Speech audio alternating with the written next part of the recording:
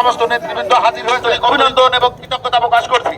প্রিয় উপস্থিতি, যে সমস্ত এজেন্ট নিয়োগ করা হয়েছিল সেই এজেন্টদেরকে আগে থেকেই তাদেরকে স্বাক্ষর রেজাল্ট শিটে স্বাক্ষর নেওয়া হয়েছে এবং এজেন্ট বের করে দিয়ে সেখানে রেজাল্ট পুনরায় সেই রেজাল্টগুলো লিখে এবং এইভাবে ভোটগুলো কারচুপি করা হয়েছে।